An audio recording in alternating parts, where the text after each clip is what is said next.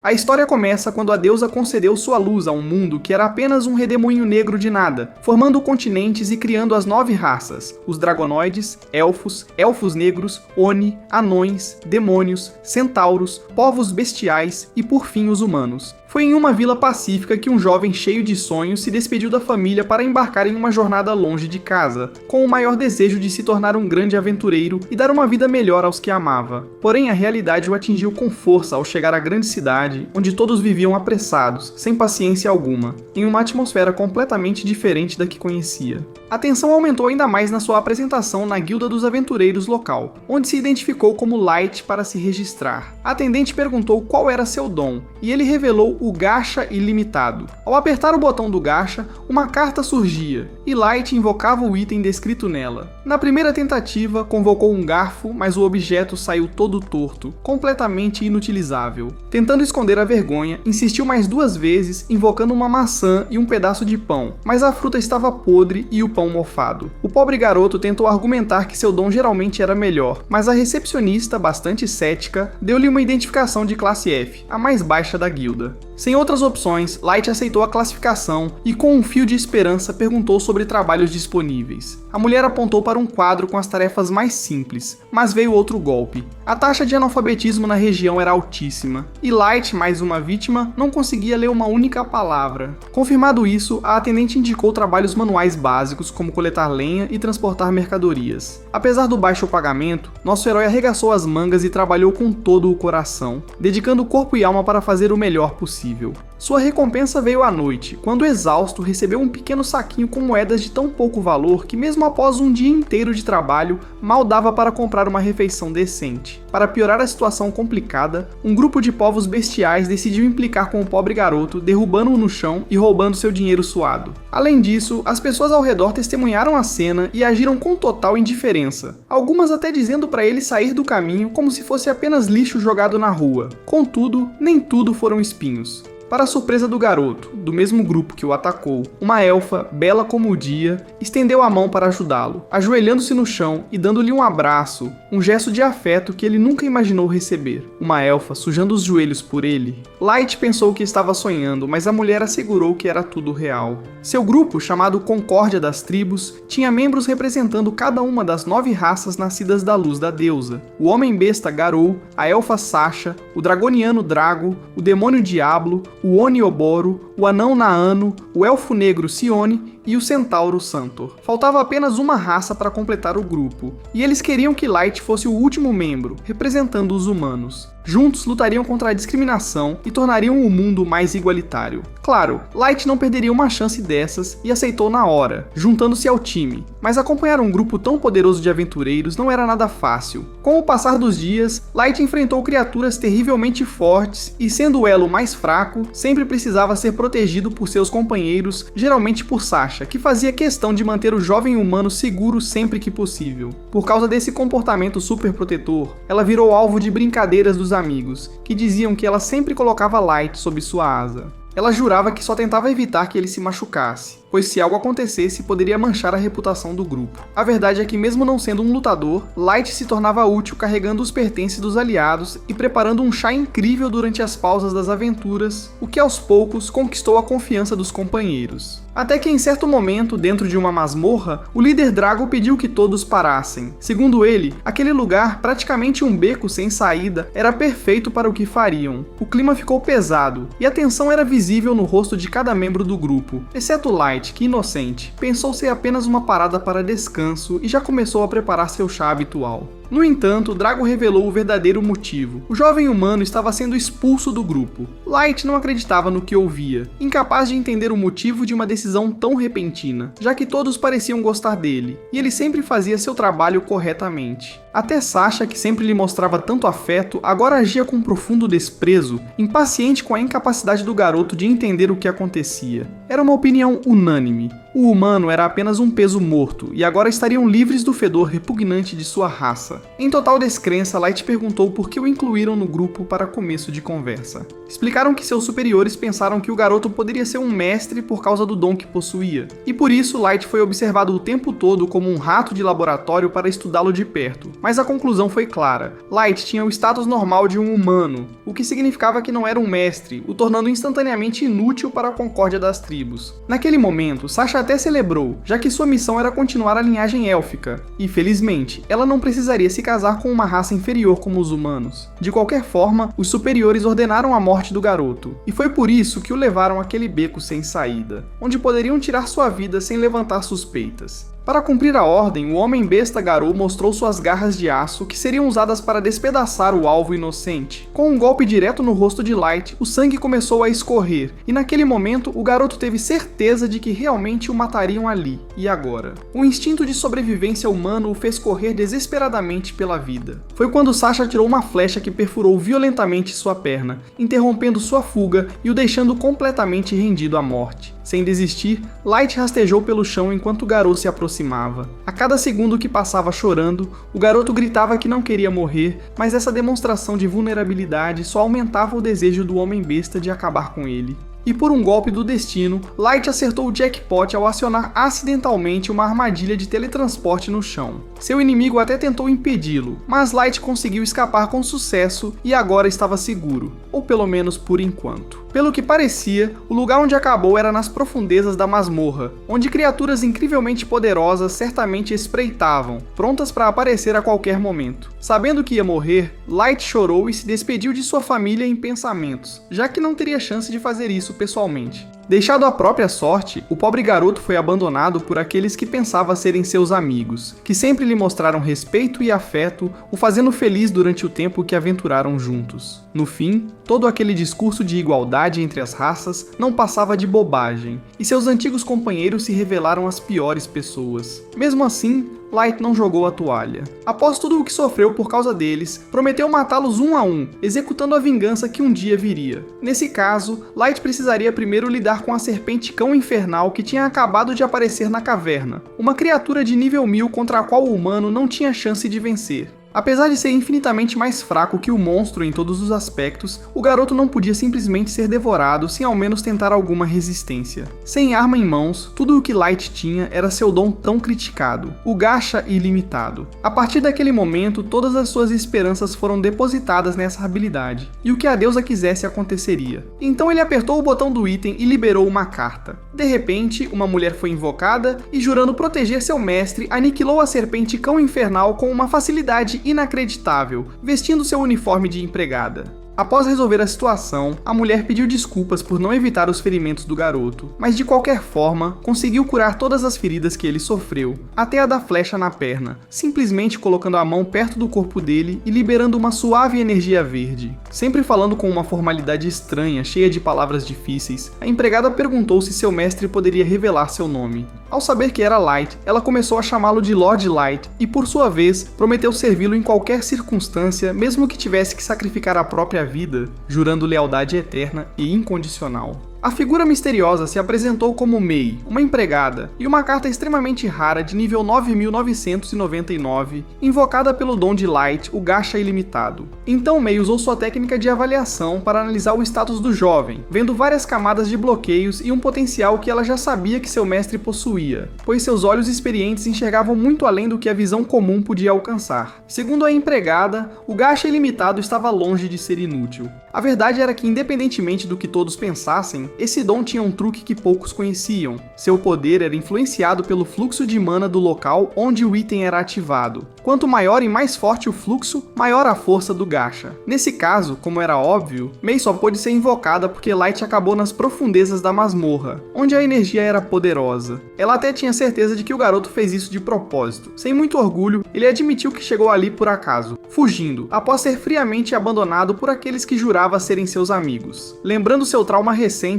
o garoto não conteve as lágrimas e se mostrou completamente vulnerável diante de uma experiência tão terrível. Mostrando empatia, Mei deu ao garoto um abraço quase maternal e, mesmo admitindo que não compreendia totalmente a profundidade de seu sofrimento, deixou claro que estava disposta a usar todo o seu poder para buscar a vingança que seu mestre tanto desejava. Para isso, Light só precisava dar a ordem. Porém, ele recusou tal ajuda esmagadora, pois queria executar sua vingança com as próprias mãos, por mais impossível que parecesse com sua força atual. Na verdade, Light tinha certeza de que Mei não via possibilidade de isso acontecer, mas ao contrário, ela mostrou total apoio à decisão e se colocou à disposição para ajudar seu mestre de qualquer forma necessária, enfatizando que não mentia quando disse que dedicaria sua vida a ficar ao lado do jovem Light. E assim, nas profundezas do abismo, a masmorra mais difícil da região, agora ciente do verdadeiro poder do gacha ilimitado, Light apertou o botão do objeto mais uma vez, mas dessa vez com um propósito maior: construir um reino que o ajudasse a realizar sua vingança. A partir daquele momento,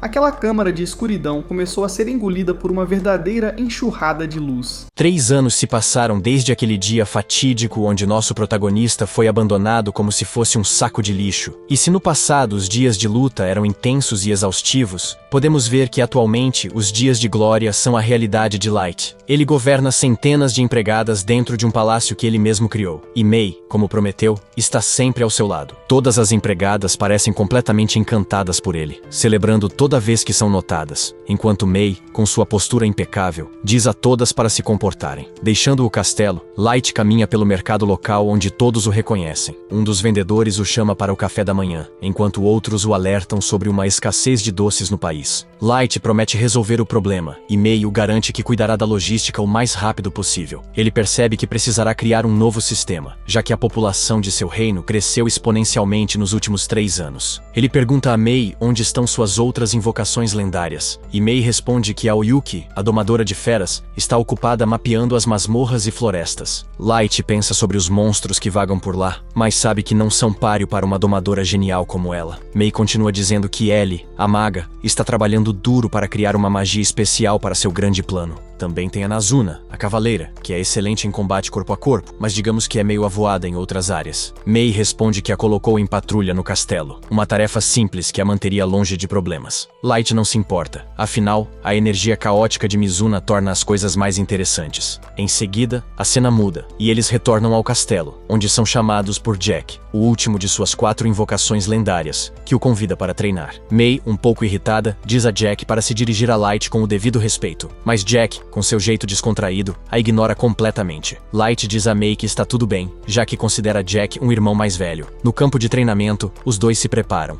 Com uma explosão de velocidade, Light corre para frente e acerta um soco direto nos abdominais esculpidos de seu oponente, o empurrando para trás com uma força surpreendente. Satisfeito, Jack elogia o poder de Light, dizendo que um aventureiro normal teria morrido com aquele soco. Eles se encontram no centro da arena novamente, trocando golpes poderosos. Enquanto isso, em outra parte do castelo, Nazuna patrulha os corredores com a cabeça vazia quando é abordada por outras empregadas. Elas a bajulam dizendo que se sentem seguras com ela por perto. Nazuna fica contente, caindo direto na armadilha delas. As empregadas então sugerem que ela deveria verificar os aposentos de Light para garantir que tudo está seguro. Nazuna acha que é uma ideia brilhante e corre para o quarto. Quando ela tenta abrir a porta, ela se depara com Mei. Nazuna pergunta o que Mei estava fazendo lá, já que Light estava treinando. Mei, corando violentamente, gagueja que estava limpando o quarto. Nazuna insiste que precisa verificar o local e, antes que Mei possa impedi-la, entra e percebe a cama bagunçada. Com sua inocência, ela comenta que parece que alguém estava rolando e cheirando os travesseiros, e pergunta se Mei fez isso de propósito. Mei, aproveitando a ingenuidade da vampira, afirma com confiança que é seu estilo especial de arrumar a cama. Nazuna fica impressionada e pede para aprender, mas Mei recusa dizendo que é um segredo comercial. Nazuna então se lembra de que as empregadas pediram para ela entregar uma mensagem. Ela entrega um pergaminho a Mei, que percebe que é uma carta de protesto. As outras empregadas estão se revoltando contra ela por monopolizar a limpeza do quarto de Light. Mei diz a Nazuna para não se preocupar e lhe dá algum troco para mantê-la de boca fechada. Feliz, Nazuna corre para o mercado e, após muita deliberação, decide comprar panquecas fofas com leite fresco. De volta ao castelo, ela encontra Aoyuki em uma varanda já com o mapa que Mei havia solicitado. Cansada da energia de Nazuna, Aoyuki apenas entrega o relatório. Depois disso, Nazuna retorna à sua patrulha e entra na sala do trono.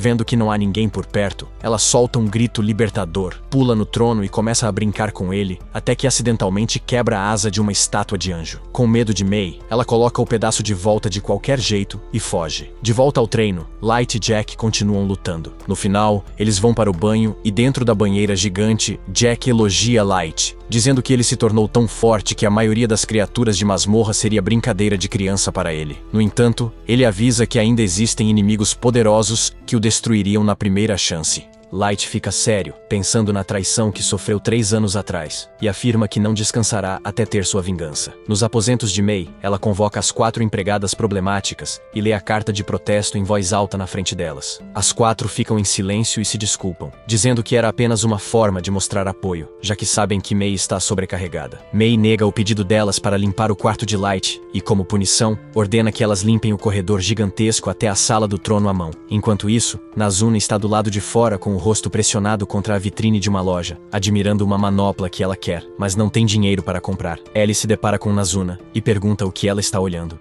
Ellie revela que a construção que estava supervisionando está indo bem, então ela decidiu fazer uma pausa. As duas começam a discutir sobre quem está mais próxima de Light. Ellie se gaba de que está diretamente envolvida no plano de vingança, diferente de Nazuna. Ela até menciona ter tido um chá da tarde adorável com Light e que da próxima vez vai arranjar um jantar particular. De volta ao castelo, as 4 empregadas, enquanto limpam, estão ocupadas tramando contra Mei, mencionando que sua tirania está alcançando a estratosfera. Elas pensam em dedurar Mei para Light, mas desistem temendo sua ira. Elas concluem que Light se importa tanto com Mei porque ela foi sua primeira invocação, passando 2 meses inteiros com ele sozinha na masmorra.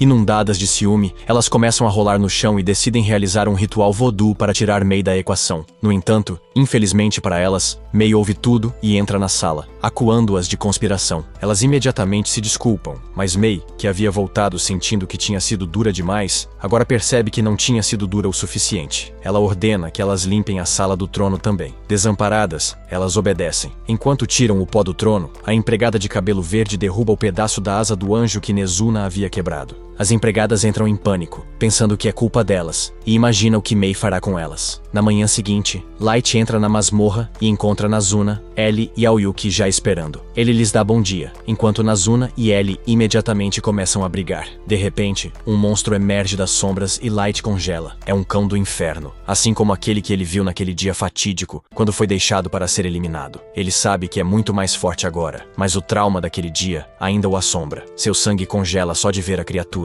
No entanto, seu grupo não sente medo. Pelo contrário, eles ficam enfurecidos ao ver que o monstro chateou Light. Nazuna se prepara para picotá-lo em pedacinhos. Ellie pede permissão para erradicar toda a espécie de cães do inferno do mundo, e Aoyuki se pergunta se ela poderia encontrar o próprio inferno só para jogar o monstro em seus poços mais profundos. A mera aura deles manda o monstro choramingando para trás, percebendo o quão superado está. No entanto, Light acalma seu grupo. Ele respira fundo, recupera a compostura e lentamente se aproxima do monstro, dando um tapinha em sua cabeça. Ele sabe que mesmo que desse a ordem como brincadeira, suas invocações lendárias realmente eliminariam toda a raça. Ele então se vira para eles com um novo brilho nos olhos e declara que eles precisam ir para a superfície naquele dia. Então seu plano de vingança começa. Enquanto isso, Lord Garou é muito reverenciado pelas pessoas da cidade. Ao encontrar um rapaz humano remexendo o lixo, ele o trata como se não fosse nada, o chutando e cuspindo em seu rosto. Ele diz para sair do caminho e o chama de verme. Então entra em um bar para beber com seus companheiros. Todos ali o tratam como se fosse um deus, por sempre ajudar as pessoas. De órfão nas favelas a favorito para se tornar o próximo líder dos Homens-Lobos. As pessoas querem ser como ele, mas Garou diz que não é fácil. É preciso usar os instintos de um homem besta para se tornar mais forte. Ele precisa separar os bons trabalhos dos ruins. E foi assim que se tornou o que é hoje.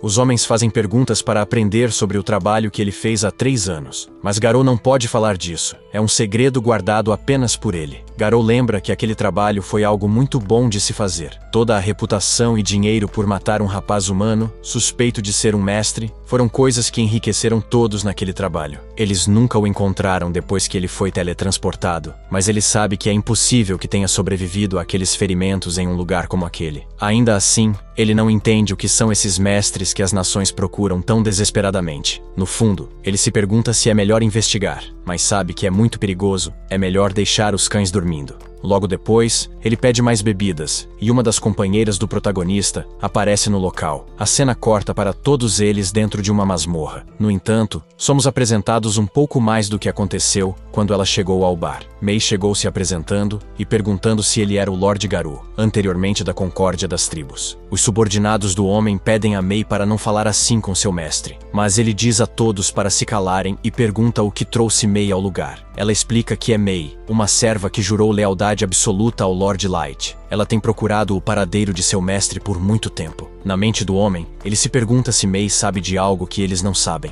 Mei explica que o rapaz é de sangue nobre. Garou começa a rir. Não há como um rapaz como Light ser nobre. Mei não pode dizer mais que isso, então prefere ficar em silêncio. Garou sabe que os superiores deveriam ter investigado Light minuciosamente. Ele também lembra que Light nunca mencionou ser nobre, mas se ela está dizendo a verdade, poderia ser um bom sustento. Além disso, a mulher exala dinheiro. Garou não acredita que Light seja nobre. Mei explica que procurou por Light em todos os lugares. Só recentemente descobriu que ele se juntou a um grupo de aventureiros, e já havia passado pelo abismo. Mei começa a chorar e pede para ser levada ao último lugar onde ele foi visto, mas Garou percebe que é uma armadilha. Mesmo que ela mostre muito ouro, ainda assim, ele pensa que ela é apenas uma humana. Garou decide levá-la, não pelo dinheiro, mas pela morte de seu amigo Light. Ele levará seus melhores homens ao local para procurar o rapaz. Voltando à cena dentro da caverna, Garou pretende levar Mei ao fundo da caverna para usar seu corpo, e depois eliminá-la. Finalmente, eles chegam ao lugar onde Light foi visto pela última vez. Garou explica que o rapaz foi atacado por um monstro e ferido inesperadamente. Então ele caiu em uma armadilha de teletransporte, e foi assim que tudo aconteceu. Mei se ajoelha para criar uma cena. Garou entende a mulher, mas foi tão repentino que nada pôde ser feito. Logo depois, eles bloqueiam as saídas para que ela não possa sair. Na mente dele, ele sempre soube que humanos são criaturas frágeis, fáceis de enganar. Mei começa a falar que Light foi traído por canalhas e torturado em um lugar tão úmido e imundo quanto este. Se ela estivesse ao lado do rapaz desde o início, ele não teria sido atingido por uma flecha, chutado ou deixado coberto de sangue. Essa situação é demais para suportar. Garou entende e ativa suas garras, recuando em sua mente. Ele se pergunta como essa mulher sabe de tudo isso. Apenas membros da Concórdia das Tribos e os superiores de várias nações sabem o que aconteceu. Garou começa a gritar e pergunta como ela sabe de tudo isso. Ela explica que a única pessoa a quem jurou lealdade foi Light, e somente a ele. Ela decide que eliminará todos eles neste lugar. Garou entra em choque, sentindo apenas a presença da mulher naquele local. Os olhos de Mei são frios, capazes de colocar medo, se perguntando apenas se ela o eliminará. De repente, Light aparece no local, pedindo a Mei para parar, pois Garou é sua presa. Todos ficam em choque, se perguntando como um rapaz como Light chegou ao fundo da caverna sozinho. Eles pensam que ele pode ter companhia e pedem ao mestre para ter cuidado, podendo ser uma grande armadilha. Ele entra em choque e não consegue entender como Light sobreviveu a tudo nesta caverna. Light está animado e voltou para se vingar após 3 anos. Os companheiros de Garou pedem uma explicação para entender o que está acontecendo.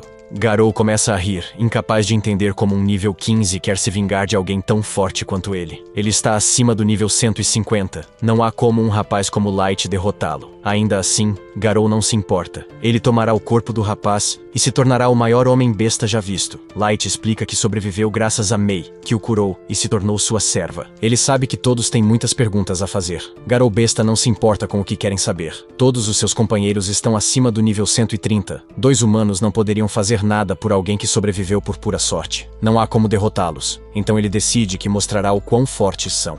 Enquanto avança em direção ao rapaz, 2 deles têm suas cabeças cortadas em segundos. Mei não quer que insultem seu mestre Light dessa maneira. O rapaz agradece, mas apenas pede a ela para bloquear a saída para que ninguém escape. Ela promete que nenhuma alma sairá deste lugar. Todos ficam em choque com a velocidade com que seus companheiros foram eliminados. Garou diz que foi apenas um golpe surpresa, e não há nada com que se preocupar. Light percebe que ele não mudou nada. Ainda trata os humanos como uma raça inferior. Eles perguntam a Garou se os 2 são pessoas fracas, mas ele apenas diz a Light para calar a boca. Humanos sempre foram e sempre serão fracos. São tratados como lixo de baixo nível. Ele apagou seus olhos no nível dele. Light percebe que cada raça tem um limite de nível exclusivo. Essa é a fonte de muita discriminação e desprezo pelos humanos. Garou responde que eles são mais fortes que eles, e nada pode ser feito. Light pergunta por que duas cabeças estão no chão. Garou pensa que é apenas um golpe de sorte. Ele deve ter usado algum item mágico ou algo para eliminar seus companheiros. Avançando em direção ao rapaz, Light os derrota todos com apenas seu cajado. Ao se aproximar, ele pergunta se é tudo o que tem a oferecer. Ainda assim, Garou continua dizendo que é apenas um humano e não pode derrotá-lo. Levantando-se, ele pega uma pedra mágica para se fortalecer e imediatamente depois, invoca um monstro de nível 500 para derrotar Light. O rapaz pensa que tudo isso é uma perda de tempo. Monstros de nível 500 são criaturas extremamente fracas. Garou pensa que ele deve estar louco, exigindo que implore por sua vida como fez há 3 anos. Light decide que não dará um único passo para derrotar o monstro ou qualquer um dos companheiros. Garou fica ainda mais irritado e pensa que o rapaz só pode ser um idiota. Nenhum osso restará quando isso acabar. Então, o monstro lança um ataque contra Light. Garou fica empolgado, pensando que Light será eliminado. No entanto, Light não move um músculo e consegue parar o golpe com extrema facilidade. Light pergunta se ele não tem vergonha de lançar um ataque apenas para levantar poeira e sujar suas roupas. Garou entra em choque por não ter nem mesmo feito cócegas no rapaz. Todos os homens-lobos estão em choque por Light ter conseguido bloquear tal ataque. Light decide que agora é sua vez de atacar, incapaz de entender como alguém pode chamar um vira-lata como esse de perigoso. Ele decide mostrar um verdadeiro perigo ao invocar um monstro. Todos os homens-lobos entram em choque. Light ordena que coloque esse vira-lata no chão. Ao fazer isso, ele consegue congelar o monstro e eliminá-lo com extrema facilidade. Garou entra em choque, incapaz de entender como uma magia como essa destruiu seu Fenrir de nível 500 em um instante.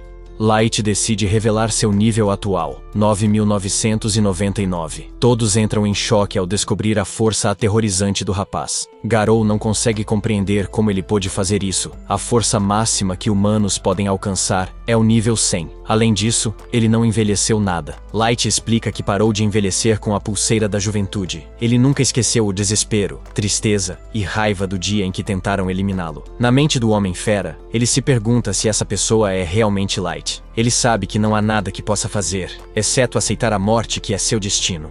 Garou começa a se desculpar. Tudo o que fez foi por ordens de seu país e não tem nada a ver com Light. Ainda assim, ele deseja que Light lembre que apesar daquele incidente, eles ainda compartilharam bons momentos. Todos os seus colegas o chamam de covarde. Light tem uma pergunta para Garou. Ele quer saber tudo o que ele sabe sobre seus superiores. Garou diz que os superiores apenas disseram para encontrá-los. Light quer saber por que queriam eliminá-lo, depois de descobrirem que ele não era como eles. Garou responde que não sabe de nada. Os lobos começam a levantar as mãos, pensando que sabem de algo, mas Mei os corta ao meio como se não fossem nada. Garou entra em choque e desespero. Light tem outra pergunta, se eles poderiam vencer se declarassem guerra contra as nações superiores. Light quer que ele seja honesto. Garou começa a tremer de medo, sabendo que Light é uma pessoa forte e teria uma vantagem temporária na luta. Não importa o quão alto seja o nível do rapaz, ele ainda é apenas um humano. Eles têm à disposição todas as armas, armaduras e itens que acumularam ao longo dos anos. Light entende e sempre soube que há um limite que ele pode enfrentar sozinho. Ele tem mais perguntas a fazer, então quer que o sigam.